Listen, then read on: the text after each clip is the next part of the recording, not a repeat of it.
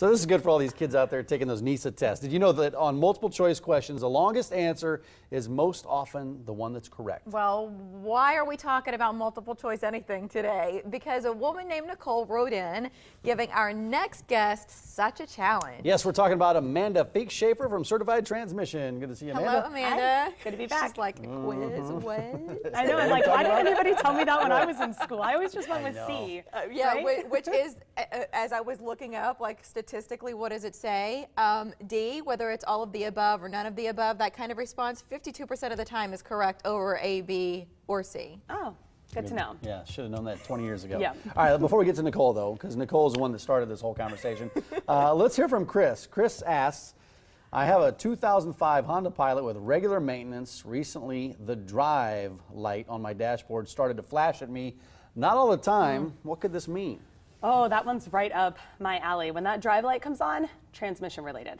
So it's a good thing that it's not necessarily on all the time, but when it's flashing at you, that definitely means, hey, here I am, get me looked at. So he doesn't see how many miles are on it, but the Honda Pilots are not something that we see a lot of major repairs needing done. So hopefully it's just something minor. They actually have some like switches and sensors, or it could be something electrical that's causing the problem.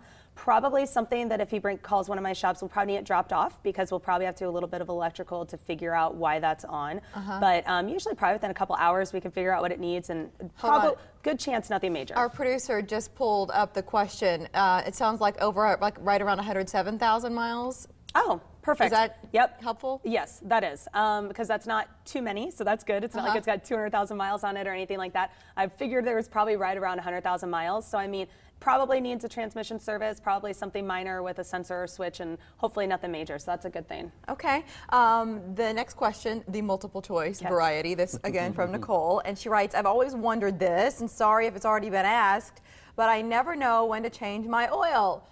A, 3,000 miles, B, 3 months, C, when the oil life indicator is at 10%. I feel like she's trying to trick me. This is a trick Well, question. there should be a D. Where's D? None of the above. There's 100 different answers for this one. Okay, there are. First of all, what I do on my own personal vehicle and what we recommend on what we do on all of our fleet is we use full synthetic oil. It gets, I mean, it says you can even get up to like 10,000 miles with it, but I mean, we change it every probably 5,000 or 6,000 miles. I mean, if you're putting on 3,000 miles in a month or two, then yeah, I would switch to a full synthetic, do it every 3 or 4 months. If you're only putting on 3,000 miles in 6 or 7 months, I wouldn't wait six or 7 months, but you can probably wait 4 or 5. You know, I mean, it's kind of at your discretion. What about those lights? Because the standard she used there, that's kind of like the old school stuff before the synthetics were what they are today, and that's kind of like the traditional mentality. But then with this new technology, when those lights come on and start to warn you, are those reliable? They can be. I mean, if you're just doing a normal standard oil change, now see, those lights don't know if you're using a full synthetic or not, though. So if you're using a full synthetic and it tells you the light comes on after 3,000 miles, I mean, you're like, well, why would I need one already, you know? But so it doesn't, I mean, they're good, but in some of the newer cars, sometimes they don't come on for 10,000 miles. So, I mean, and we definitely don't recommend waiting that long. No, but sometimes we play on the safe side. Yeah, you do, but sometimes you get those stickers they put in the top left-hand of your windshield. Should you follow those, or should you do it by your own calculations? I mean, it's everything with discretion a little bit. Depends on how you drive. Interstate, I mean, the interstate's so much easier than stop and go in city miles and stuff too. So I mean, that's true. The service they don't know what your driving habits are, so it's kind of up to you. Yep. All right, let's get to this third and final question. This comes from Jeff.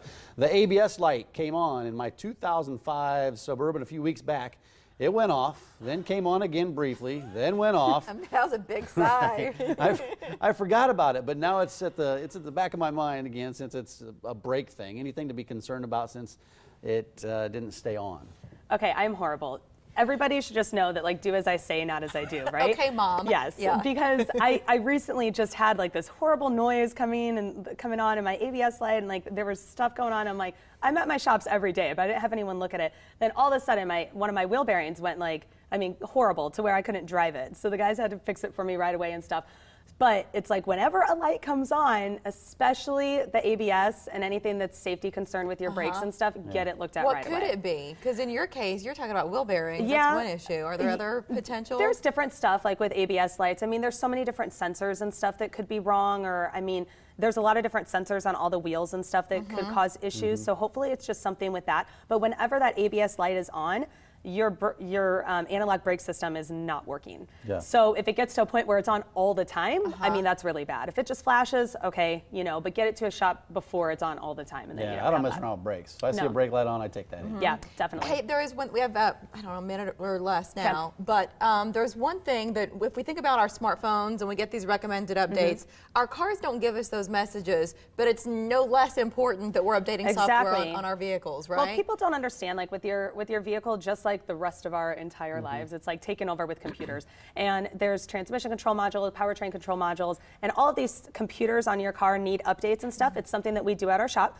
It's something that we recommend that, you know, you get looked at and see if there are any updates, because it can actually make your car run better and fix little problems and stuff that the manufacturer comes out with. So just a good little tidbit of information. That doesn't take too long to do, right? 1 to 2 hours, around $100. Yep. Okay, Not so too bad. 5 locations in the Omaha area for certified transmission. You're welcome to make appointments online at omaha.certifiedtransmission.com. Amanda, thank you. Thank you. Amanda. Always a pleasure. Thanks. And your question